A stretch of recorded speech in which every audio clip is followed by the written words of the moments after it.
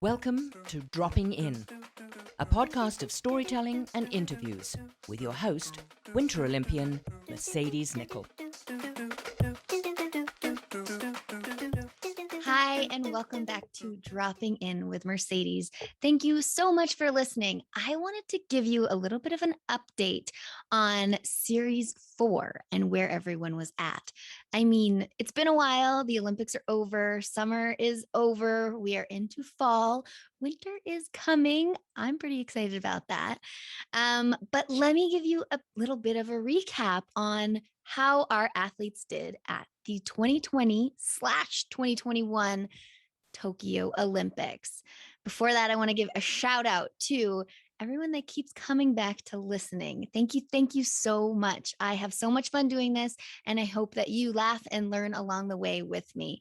A couple shout outs. Thank you, James Drake, for always listening, tuning in, and giving feedback. Also, Chris Curtis, thank you as well. See you on Twitter all the time. And also at SamoyRips5. Thank you so much for always being so kind online. All right, let's get into it. Episode 31, we dropped in with the one and only co-host, first time ever on Dropping In, Miss Martha Mccabe. Now, I had the opportunity to speak with her while she was in Tokyo and kind of get an inside scoop to see what was going on there with the athletes. And I tell you, it was not an easy task. They had the COVID protocols in place. They were going into the dining room with gloves on. There were very strict procedures. The athletes had to stick to their bubbles. They had to stay in their rooms pretty much. And they also had to spit into a tube every day just for their COVID testing to keep everyone safe and healthy as we would want during a global pandemic while the Olympics are going on. I don't know about you, but I really did enjoy watching the games. I loved cheering on Team Canada. It made me so happy. Anyways, okay, episode 32, we dropped in with Georgia Simmerling. Now, she's not a freak of nature, but she is one of the Olympians that's done winter and summer. Going into these games, she was riding off of a bronze medal in the team pursuit cycling. Team pursuit is a crazy sport. If you didn't check it out, please do. I had a hard time kind of figuring out who was who in that velodrome. This year, she took home 4th at the Tokyo Games in the team pursuit. Her girlfriend, Steph Lepage, took home gold for soccer. She was the goalie in soccer. So all good things happening at the Olympics. And then once Georgia was done at the Olympics, her and her girlfriend came back to Canada and actually ended up, Georgia proposed. So huge August for that team. So great. And now Georgia is going to be starting her next chapter, which will be her own female forward sports marketing and agency business. So exciting. Can't wait to see the athletes that she has on the roster. Wish nothing but good things for Georgia, having retired from sport, but still keeping her life revolving around sport and helping others, which is what it's all about.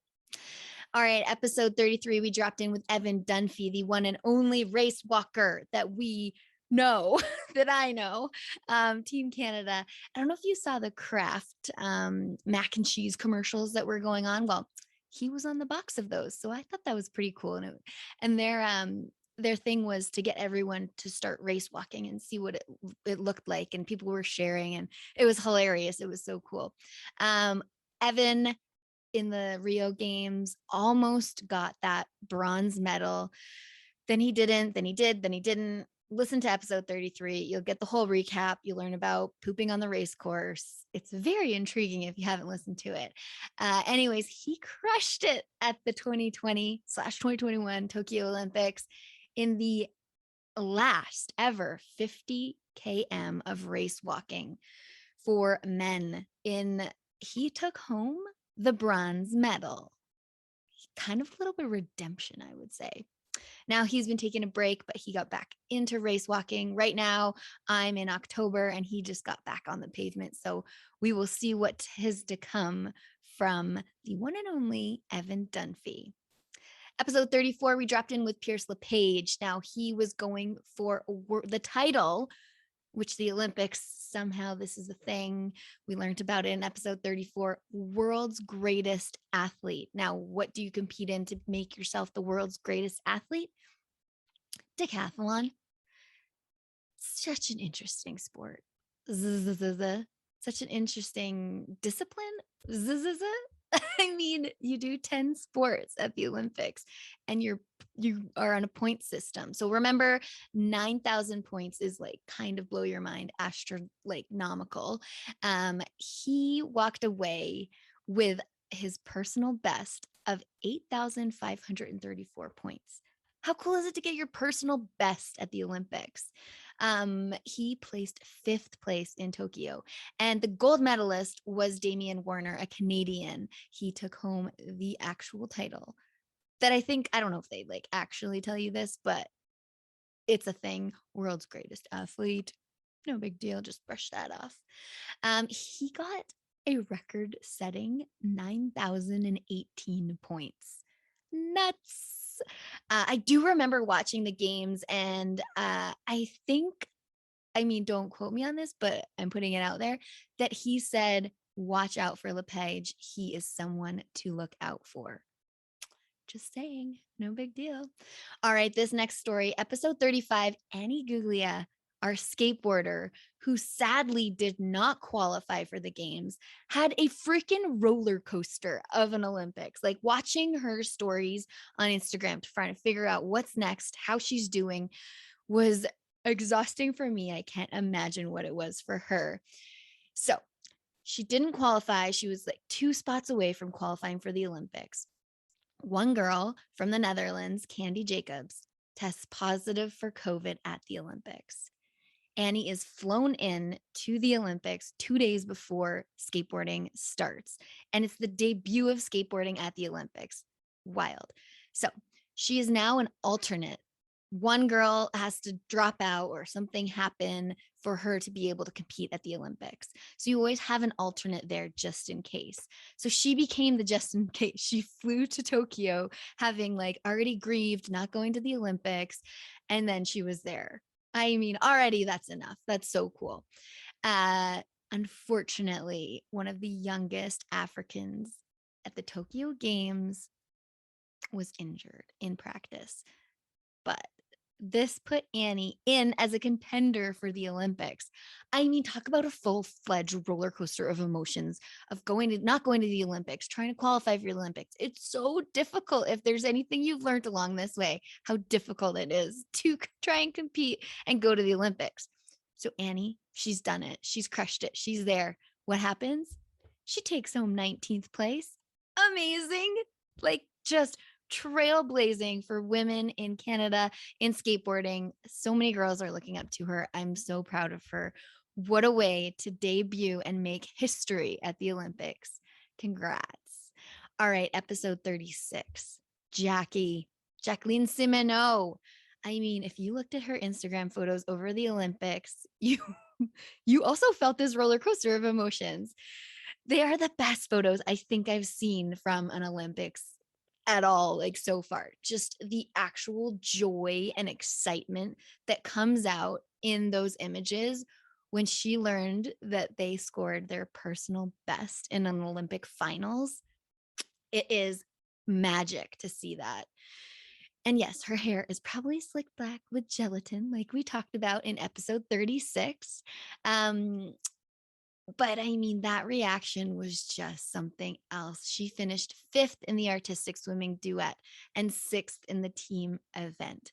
And if you haven't checked out those photos, honestly do. That joy is just exactly really what the Olympics is all about. She was so happy. I love seeing that. Episode 37, we had Elena Yip, the sole Canadian sport climber in the women's division at the Tokyo Games. What she does boggles my mind. She does speed climbing, lead climbing, and bouldering all in a day's work at the Olympics. No big deal. So again, this was the debut of sport climbing at the Games, and Elena finished 14th overall. I cannot wait to see what happens at the next Games. If people decide to go, if they don't, if they pursue other avenues, I love following these paths to see what happens next because my career was very long and I still don't know what I'm going to do next, but I'm glad you're all listening to me. All right, episode 38, dropping in with Will Crothers. This guy, this was his third Olympics. He won silver in the rowing with a coxed 8 crew. And then the last 2 games, including these ones, he was in a coxless 4-man. And this time he took home 8th place. Honestly, have you ever tried to sit in one of those tiny, like, rowboats? It's not what you think it is. I mean, I haven't done it, but I've watched the videos and it looks awfully, awfully tippy. One thing that I do recommend is reading the 4-Year Olympian, because that gives you an idea of what rowers go through. And man, they go through a lot. They train hard. Episode 39, Mark Pearson, our field hockey player. He also shares being a 3-time Olympian with Will. So if you remember, Mark played field hockey in 2008, 2016, and now 2020.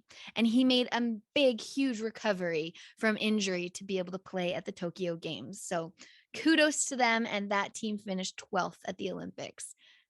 Okay, we can't forget about this extra bonus one.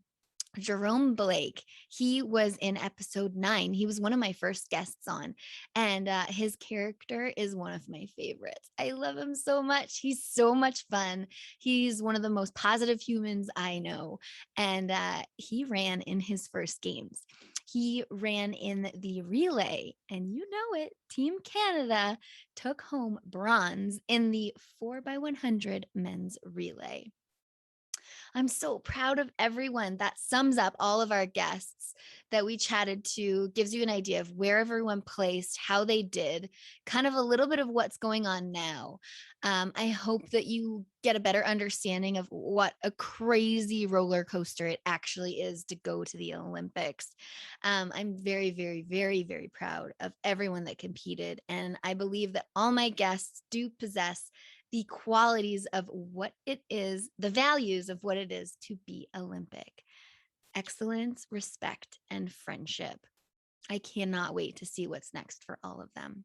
I'm always looking for new series ideas. And so if any of you have anything that you would like to learn or hear about, please hit me up on droppinginwithmercedes.com or on social at Dropping In with Mercedes. I really can't wait to hear from you. And I thank you so, so very much for dropping in. Thanks so much for dropping in. You can find all the Dropping In episodes on the Dean Blundell Network or on your preferred podcast network, where you can subscribe and not miss an episode.